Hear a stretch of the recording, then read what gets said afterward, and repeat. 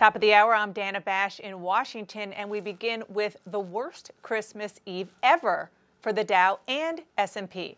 The markets closed early for the holiday today, with the Dow finishing down 653 points.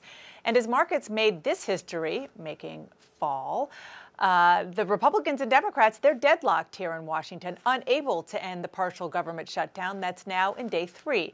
It's likely to last at least through Thursday. And a short time ago, the president tried to blame Democrats for the shutdown, the one that he just days ago said in the Oval Office with them there that he would be proud to own. Here's what the president tweeted.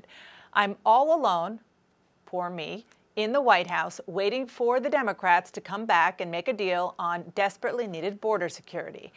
That comment caps a wild Trump tweet storm in these hours before Christmas. And today's stock market dive was spurred at the beginning in part by the Treasury Secretary, Steve Mnuchin, because he made some baffling public statements that backfired. He stirred uncertainty when he seemed to be trying to do just the opposite with a quite unusual move. Here's what he did. On Sunday, Mnuchin called 6 big bank CEOs from his vacation in Mexico. He then released the following statement. He said the CEOs confirmed that they have ample liquidity available for lending to consumer, business, and markets and all other market operations. Ample liquidity. The question has been asked, why reassure about liquidity unless there is a problem with liquidity? And that's what investors, analysts have been asking as they wonder what Mnuchin may know that they don't. That might contribute, probably did contribute to the numbers that we just showed you about the stock market drop today. But there's more to the market's troubles today. For that, let's turn to CNN's Allison Kosik, who is at the New York Stock Exchange. Allison, people are taking notice not just of what the Treasury Secretary did yesterday, but what the president tweeted about today while the markets were open. What happened? Exactly. During the session when the president tweeted blaming the Federal Reserve, I watched those losses on the Dow accelerate. So the Dow was actually on an upswing.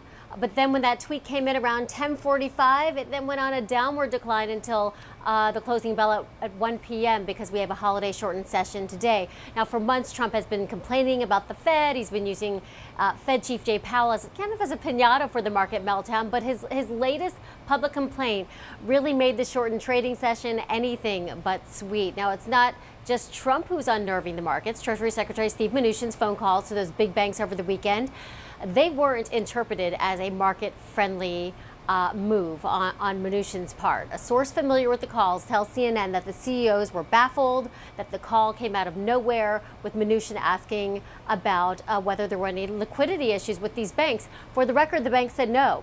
Investors, though, they spent the day trying to wrap their heads around why Mnuchin made these calls out of nowhere, putting out that statement about liquidity. The timing really is curious. Mnuchin's on vacation in Mexico, Christmas around the corner, there's a government shutdown. So usually when you get kind of calls like this, there's an emergency. It's reminiscent of those emergency liquidity calls that were made during the financial crisis. And while it's normal for a Treasury Secretary to exchange ideas with banking executives, the timing's not sitting well with investors because it's raising the question of whether the Treasury Department sees something brewing in the economy that maybe the market is missing. Dana? Yeah, and Allison, the notion of him making the call is one thing, then putting out a statement saying he made the call without an explanation about this liquidity question that people weren't even questioning, which lots of confusion led to what happened where you are right there in the stock market today. Allison, thank you so much. So why did Treasury Secretary Steve Mnuchin make this curious call to bank leaders? Let's go to CNN's White House correspondent Boris Sanchez for some answers. Boris, what are you hearing? Any possibility that the president asked him to make those calls, put out that statement?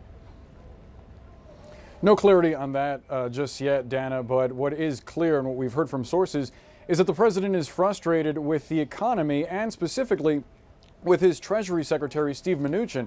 We've heard that the president has openly and broadly complained that Mnuchin is not doing enough to stabilize the markets. Now, President Trump, as you know, Dana, has staked so much of his reputation, so much of his branding on a roaring American economy, and watching the numbers this December has clearly made him upset. So perhaps what we saw this weekend was Steve Mnuchin try to compensate, try to make up for those diminishing numbers and perhaps overcompensate. On that call you were just discussing with Allison, one source familiar with it says that the belief among the CEOs after it ended was that he was simply trying to assert himself during a volatile market, but clearly it did the opposite.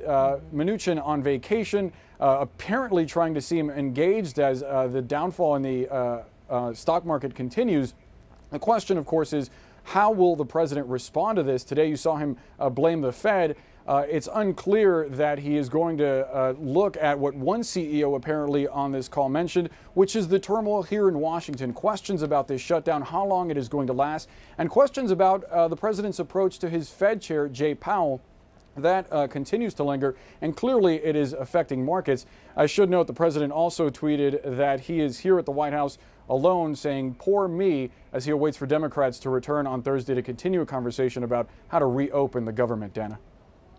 Boris, thank you so much. Well, the president is going to be joined in a little while by his wife and youngest son, who are on their way back from Florida to Washington to be with the president on Christmas. But there's no sense that there is any movement on another thing that is clearly contributing to the volatility in the markets, and that is the government is partially shut down on this Christmas Eve. It's the third shutdown this year for President Trump. It's hitting 800,000 government workers hard during the holidays. They're either laid off or still working but not getting paid as this impasse continues. And let's get straight to CNN's senior congressional correspondent, Manu Raju. So, Manu, as I mentioned, the First Lady is on her way back to be with the president, who is home alone, as he put it, in the White House. I'm just seeing images in my head of this, but we'll move on from that. But there isn't any negotiating going on. He blames the Democrats. Yeah, and this is much different than we've seen in shutdowns past, where the president would call in leaders of Congress, try to at least make a public image of trying to cut a deal. There's not even any of that. The last face-to-face discussions occurred on Saturday between Vice President Mike Pence, Chuck Schumer. Those did not go particularly well. Of course, this comes down to funding for the president's border wall along the southern border. $5 billion is what he initially came up with. Democrats said, we'll give you $1.3 billion for border security. Pence came back with about $2.5 billion, and Schumer rejected that, and now is saying the president should abandon the wall, and that's something the president does not want to do. Instead, the president is tweeting, attacking Democrats, and having a meeting with his Homeland Security Secretary, not with Democrats. And just moments ago, Democrats put out a statement, Chuck Schumer and Nancy Pelosi, strongly criticizing the president for, quote, plunging the country into chaos, in their words, and saying different people in the administration are saying different things, and it's not clear where the president stands. So they say it's hard to see how a bipartisan resolution could come to pass. So that's why folks on both sides, Dana, are expecting this could go on for weeks. Great. So, Manu, stay with us. There's a lot to talk about. It's hard to believe that it's Christmas Eve and there is so much real news going on. But stay with us. We want to bring in Tolu Olorunnipa, the White House reporter for Bloomberg News. Tolu, thank you so much. Let's look at the Dow again.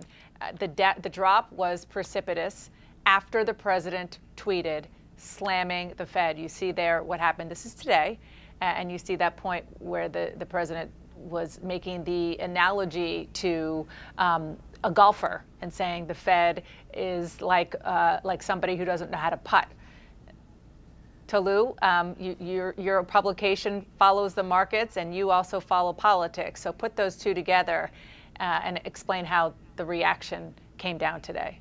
Yeah, the Dow and the stock market has been a political weapon that the president has used for the first 2 years. He's talked about how markets have gone up in the early part of his administration. He used to make a campaign slogan out of, how is your 401k doing? Because the markets had been going up steadily during the first year of his administration. And now that we've seen over the past few months, the markets go into bear territory, with markets tanking sort of on a daily basis.